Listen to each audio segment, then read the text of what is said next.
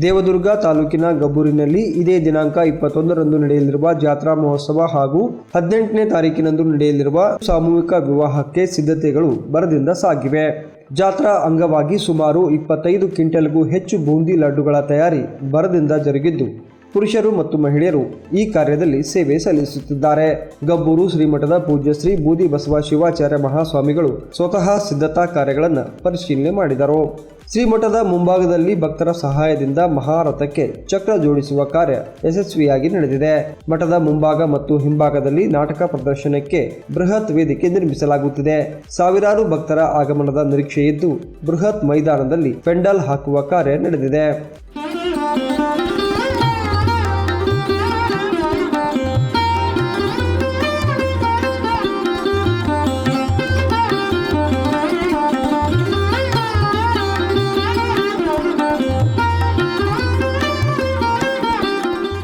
ಇದೇ ವೇಳೆ ಗಬ್ಬೂರು ಶ್ರೀಮಠದ ಎಲ್ಲಾ ಭಕ್ತಾದಿಗಳನ್ನ ಜಾತ್ರಾ ಮಹೋತ್ಸವ ಹಾಗೂ ಸಾಮೂಹಿಕ ವಿವಾಹದಲ್ಲಿ ಪಾಲ್ಗೊಂಡು ಶ್ರೀಗಳ ಕೃಪೆಗೆ ಪಾತ್ರರಾಗುವಂತೆ ಆಹ್ವಾನಿಸಲಾಗಿದೆ.